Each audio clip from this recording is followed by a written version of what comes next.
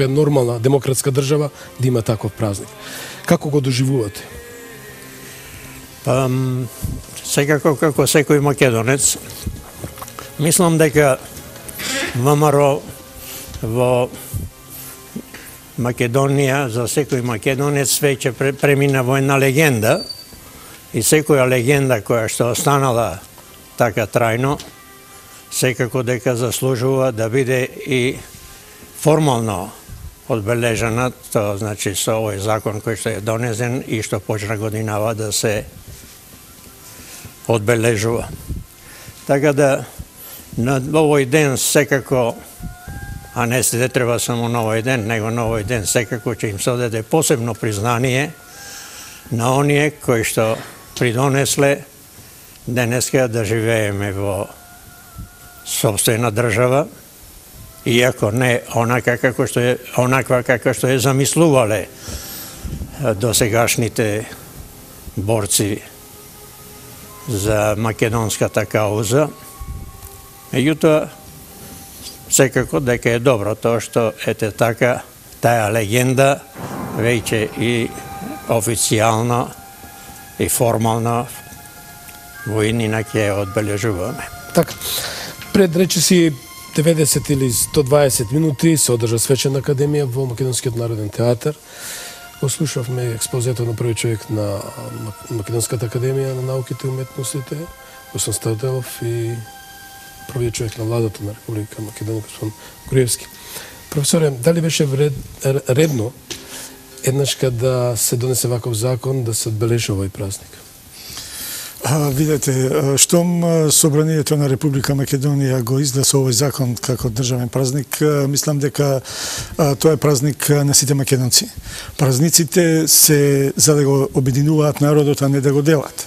А посебно овој празник 23 октомври, кој што представува еден од најголемите и најсветли датуми во историјата на македонскиот народ. Познато е дека на тој датум една група од 6 млади македонци се собраа во Солун и ја формира, ги удрија, да речем, основите на денес оно што е ВМРО. Мислам дека во тој период ја формираа како Македонска револуционарна организација, во текот на годините носи имења ВМРО, ТМОРО, за на крајот да останат тие 4 свети букви ВМРО. По тоа име, значи, е поврзана македонската историја нераскинливо и тие 4 букви се влезени во колективната меморија на македонскиот народ.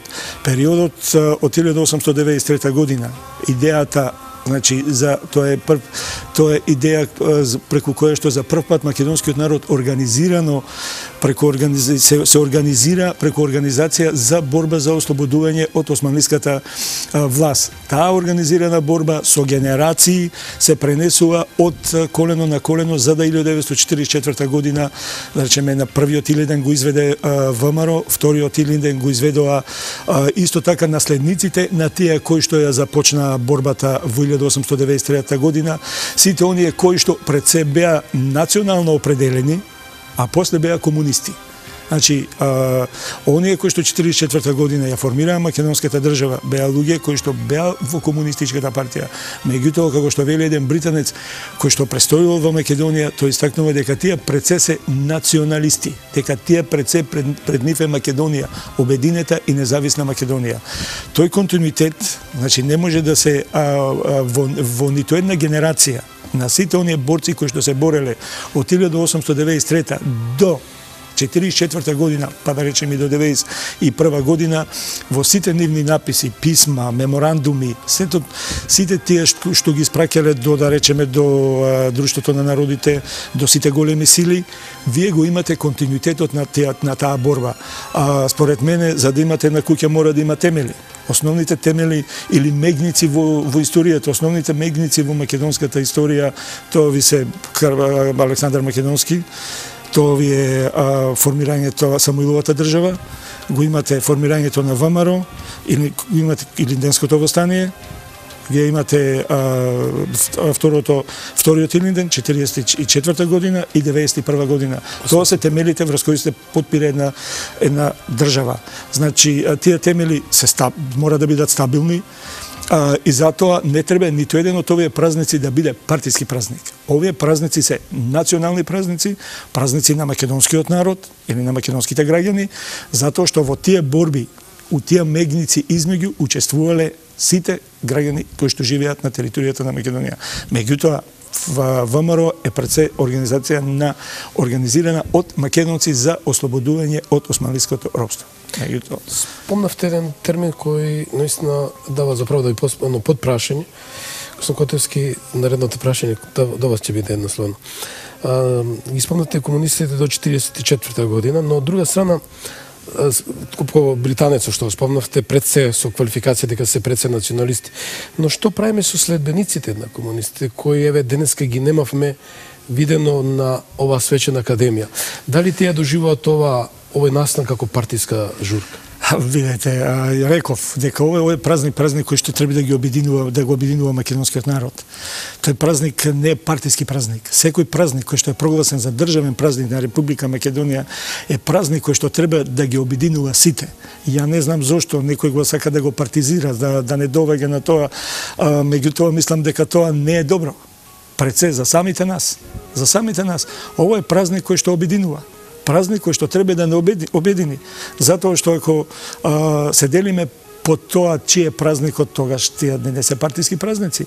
Знаете, партиските празници секој може да се ги слави одделно, тоа не е државен празник. Меѓутоа овде се работи за еден државен празник. Пред се покажува непочит кон тие луѓе кои што ја формирале таа организација, кои што го жртвувале твојот живот за оваа Македонија, кој што спомен останал до ден денеска.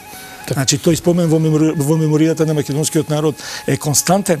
Ние као историчари немаме ниту еден учебник кај што не се споменува 23 октомври 1893 година. Еден од дејците, македонски Гоце Делчев, кој дефинира и позната неговата изрека, кој вели: Македонија гледам како поле на културен надпревар. Професоре, некој не е разбрал или не е чул добро таа порака? Добро, очигледно е дека некој не ја разбира или не сака да ја разбере веројатно, меѓутоа таа изрека или таа аксиома се уште стои и живее. Имено, кажал, цитирам: Јас светот го гледам како поле за културна надпревар меѓу народите. Тоа е голема мисла. Мислам, колегата историчар ќе каже повеќето, таа не е истражена мисла. Се уште не е докрај истражена. Зошто тоа го велам? Затоа што фундаментот или темелот на формирањето на македонската држава треба тука да ја гледаме ние. Убаво кажа колегата претходно, кога спомна 1893 година и така натаму од страна на 6 на наши македонци пород, значи македонци пород, отпочнува да се формира тоа движење. Многу често слушам од луѓе кои што најверојатно недоволно информирани и ВМРО го идентификува со партија тогашното. Не, ВМРО било движење за ослободување на Македонија од тогашната османлинска власт. Но, ако се обидиме во овој момент да ја разбериме таа мисла од Гоце Делчев и ја имплементираме постојано во животот, ние може да одиме напред. Република Македонија може да оди многу брзо напред. Значенто, ако не ја почитуваме сосвената историја, сосвените датуми, дали треба да очекуваме некој друго надвор тоа да го сторат? Па секако дека прво треба ние да ја почитуваме сопствената историја, сами себе да се почитуваме, за да бараме и другите да не почитуваат. Инаку, каков резон има од другите да бараме да не почитуваат, а меѓу себе сами не се почитуваме. Тоа е за несреќа 40 години беше воспоставена една политика која што мислам дека уште останува траги од тоа да се измисли непријател за да може да има некој спасител и така натака. Денеска е подруга ситуацијата, меѓутоа се уште мислам дека недоволно се афирмирани оние кои што нешто повеќе направиле за Македонија и кои што мислеле подобро да биде за Македонија. Зошто се случи тоа, професор? Кој? Тоа што Дејците за Македонија, нивното залагање беше сето време сатанизирано и ставено под тепих или во некој голем ладилник за длабоко замрзнување? Па, видете, знаете како, сега ако зборуваме, тоа се во различни периоди, секој, мислам, ако зборуваме, тоа може да зборуваме од формирањето на македонската држава. Да. Затоа што до тога, до 44 година, ние немаме држава и тие личности одредени, господинот Ченто што мисли, мислам дека се работи за една висока политика. Јас само би кажал некој работи, тоа е некоја политика, пред некој ден имаше во весник